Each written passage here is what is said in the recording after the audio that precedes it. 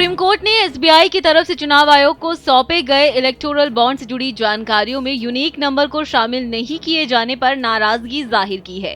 Supreme court ने चुनाव आयोग को नोटिस जारी कर पूछा कि इलेक्टोरल बॉन्ड का कोड यानी नंबर क्यों नहीं दिया गया है। सुप्रीम कोर्ट ने इस पर सवाल उठाया कि एसबीआई ने जो आंकड़े चुनाव आयोग को दिए उसमें बॉन्ड नंबर का उल्लेख नहीं किया है। कोर्ट ने एसबीआई को नोटिस जारी कर जवाब भी मांगा है। बता दें कि अगली सुनवाई अब सोमवार 18 मार्च को होगी। ये इसलिए अहम है क्योंकि बॉन्ड नंबर से ही पता चल सकता है कि किस शख्स या पार्टी ने किस राजनीतिक पार्टी को कितना चंदा दिया है। अगली सुनवाई में एसबीआई को बताना होगा कि इलेक्टोरल बॉन्ड का कोड यानी नंबर क्यों नहीं दिया गया है। बता दें कि सुप्रीम कोर्ट ने कहा है कि एसबीआई को सभी जानकारी इलेक्शन कमीशन के साथ साझा करनी चाहिए थी। खरीदने की तारीख, उसे भुनाने की तारीख, एसबीआई ने इलेक्टोरल बॉन्ड का नंबर क्यों नहीं शेयर किया। इलेक्टोरल बॉन्ड को लेकर के अब सुप्रीम कोर्ट में सुनवाई सोमवार को होगी। हालांकि अगर सुनवाई की बात की जाए तो सुप्रीम कोर्ट ने एसबीआई को नोटिस जारी करके पूछा है कि आखिरकार इलेक्टोरल बॉन्ड नंबर क्यों नहीं दिया गया। इलेक्टोरल बॉन्ड नंबर न होने की वजह से ये स्पष्ट नहीं हो पाता है कि आखिरकार किस डोनर ने किस पार्टी को कितना चंदा दिया है, डोनर ने कितना इलेक्टोरल बॉन्ड खरीदा और किस पार्टी ने उसको भुनाया। अब सुप्रीम कोर्ट का स्पष्ट आदेश है कि ये इलेक्टोरल बॉन्ड नंबर भी मुहैया कराया जाए।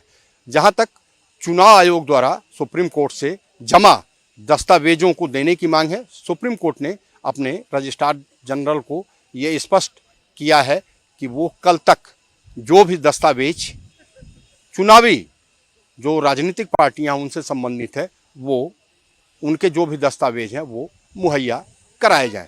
परसों तक जो भी डेटा है वो चुनाव आयोग अपने वेबसाइट पे अपलोड करेगा। कैमरा पर्सन मधुर के साथ Rakesh, Bharat express, Delhi.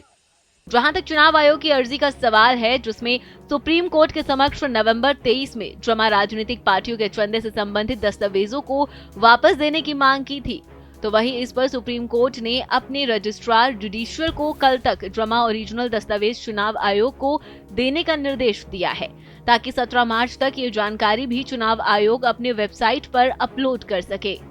Supreme court ने अपने आदेश में चुनाव आयोग की अर्जी का जिक्र किया कि जमा दस्तावेज ईसीआई को दिया जाए ताकि कोर्ट के फैसले के मुताबिक उसको भी अपलोड किया जाए। सुप्रीम कोर्ट ने एसबीआई को बॉन्ड नंबर का खुलासा करने को भी कहा है।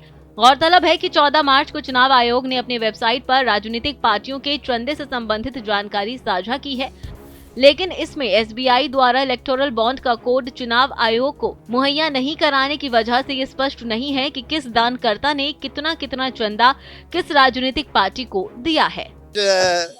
सुप्रीम कोर्ट के कॉन्स्टिट्यूशन बेंच ने इलेक्शन कमीशन की एप्लीकेशन सुनी जिसमें उन्होंने बोला था कि जो इन्फॉर्मेशन आपने पॉलिटिकल पार्टीज से मंगवाई थी कि पॉलिटिकल पार्टीज बताएं कि किसने उनको इलेक्टोरल बॉन्ड्स दिए, वो हमने सुप्रीम कोर्ट में ओरिजिनल सबमिट कर दी थी, तो हमारे पास उसकी कॉपी नहीं है, तो उसको हम अपलोड नहीं कर सकते जब तक वो कॉपी हमको वापस ना दी जाए।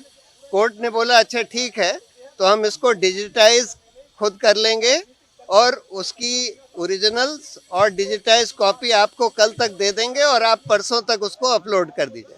उसके बाद कोर्ट ने खुद ये इशू रेज किया कि स्टेट बैंक ने जो इन्फॉर्मेशन दी उसमें जो बॉन्ड नंबर्स हैं जो हर एक जने ने खरीदे और जिस पार्टी ने वो बॉन्ड रिडीम करे उनके बॉन्ड नंबर्स नहीं दिए हैं। तो वो कुछ ऑर्डर पास करने जा रहे थे, लेकिन सॉलिसिटर जनरल ने बोला कि भाई स्टेट बैंक तो अभी है नहीं, वो पार्टी है नहीं, तो इसलिए उनको नोटिस इशू करे बगैर आप ऑर्डर मत पास करिए। तो उन्होंने स्टेट बैंक को नोटिस दिया है मंडे के लिए और मंडे को इसकी सुनवाई होगी कि स्टेट बैंक ने बॉन्ड नंबर्स क्यों नहीं बताए, परचेजर के भी और जिसने वो रिडीम करे हैं उनके भी। सर ये बॉन्ड नंबर से क्या पता चल